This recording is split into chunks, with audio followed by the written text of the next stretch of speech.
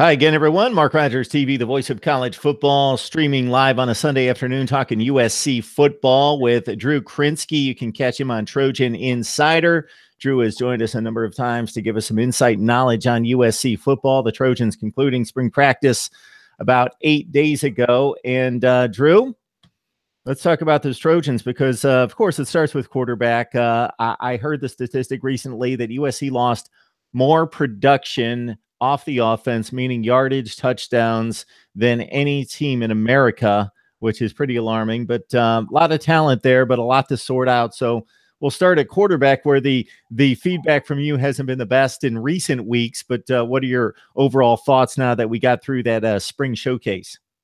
Yeah, I mean, there were signs of improvement. I thought Jack Sears and Matt Fink kind of learned how to control the offense towards the end, kind of were able to get drives going, whereas week one, they weren't even throwing the ball to receivers. But nonetheless, I'm not confident that either of these guys are going to be starting, and I'm pretty confident that JT Daniels, who will be coming in the summer, I think he'll start. I mean, he had a great time at Modern Day. Obviously well-known, five-star, him reclassifying. I mean, you have to think there's a reason he's reclassifying this early. They must have told him, look, we think we have an opening for you here, and I think they do. Kind of funny when you think about a guy in high school coming into the likes of USC, and not that he's got the starting job guaranteed, but at the same time, coming out to spring practice, from what I understand, he's got his backpack on, coming from high school and just checking out the action, thinking, hey, I can take this team over pretty soon. Let me at it. JT Daniels, a very talented quarterback, looking to unseat Jack Sears and Matt Fink. And of course, Sam Darnold looking to have his name called extremely early at the NFL draft on Thursday night. All right, let's talk running backs. Stephen Carr, obviously the star in play now that Ronald Jones has moved on. If I remember correctly, Stephen Carr not able to practice. Yeah, he has some kind of, I think it was a back injury, but he's going to be back. They said that he should be back for summer ball practice. Drew, what does the depth look like at running back? Depth's good right now. So you have Avine Malapai and Cedric Ware. Both those guys are kind of powerful backs in terms of more on the heavy side, but they're both quick. Avine Malapai might be one of the 50th running backs I've seen. His ability to break tackles, evade defenders, is that's really where he's making his money. And Cedric Ware is just kind of your tough guy, count it down the middle. And he had a really good spring. Both those guys did. Getting the personnel breakdown on USC football after the Trojans concluded spring practice with their spring showcase. And here on Mark Rogers TV with Drew Krinsky from Trojan Insider. Encourage you to join him for USC football coverage right there.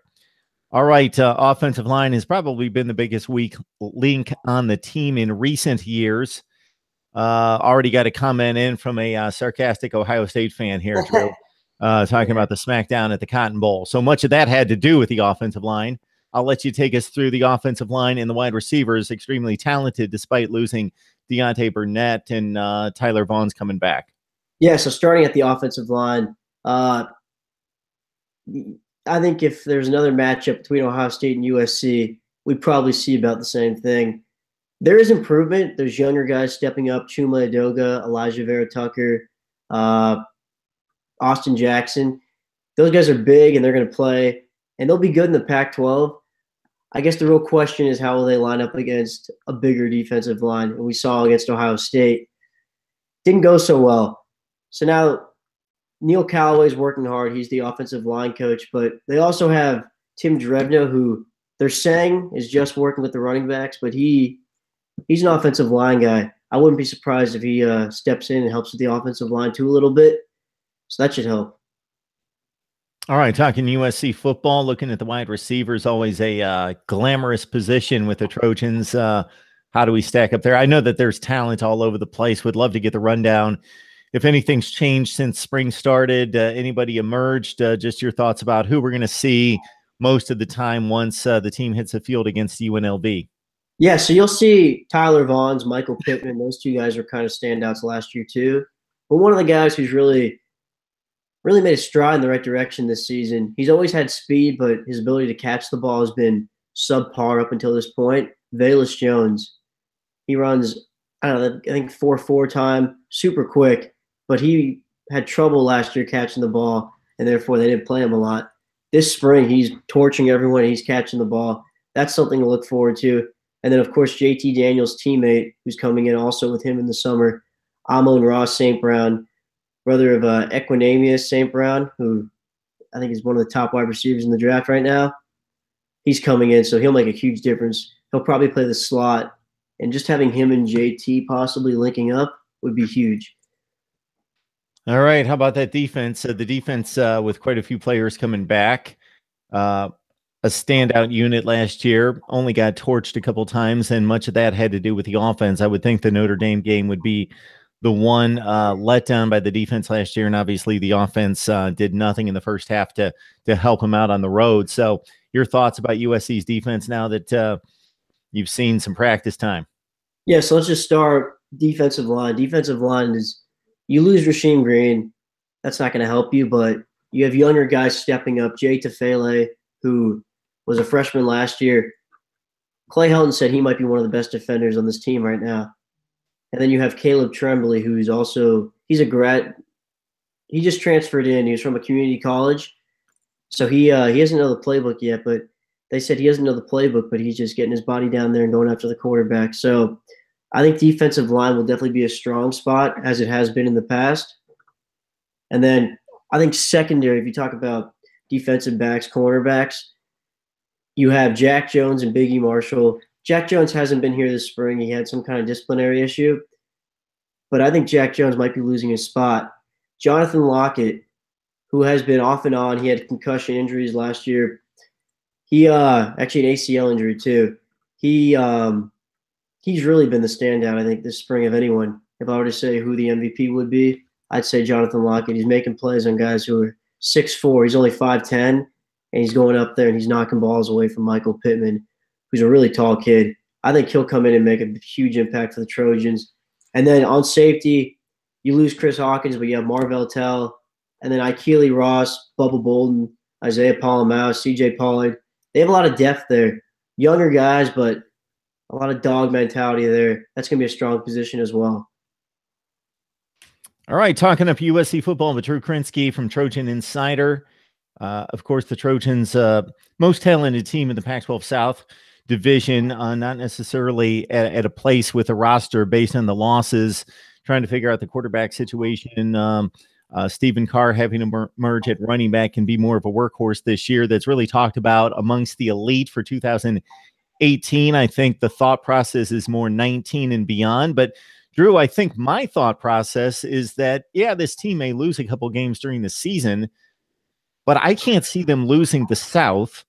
And once they win the South, this could be a much different football team after 12 games than it is right now. You know, JT Daniels could be, you know, a 25 touchdown thrower by the end of the season, even if he has to endure some adversity and some growing pains early, and then they might be ready for a Pac-12 championship game, most likely against a Washington. And then who knows, maybe they win the Pac-12. Who knows if there's chaos elsewhere in the college football world that they sneak into a playoff despite a rough start, do something close to what they did 2 years ago when they ran the table and won the Rose Bowl. Yeah, I think we could end up in the Rose Bowl. You know, I've projected probably 9-3. I think the Texas game will be difficult. Obviously, Notre Dame could be tough too. And then Stanford's always a tough game. But I think they have the talent this year. It really depends how JT does. He could definitely have growing pains early. But if he gets comfortable, it's going to be a real scary sight. Yeah, I know that I have a ton of respect for USC. I analyze the schedules each and every offseason and rank them 1 through 68. That's all the Power Fives plus the major independents. And USC always knocks out 2 of those difficult Power 5 games. Of course, they played Notre Dame. Then they don't shy away thinking, okay, we got Notre Dame. We're good to go. Like a lot of schools, like most of the schools in the Power 5, hey, that would be enough. Notre Dame's our marquee game.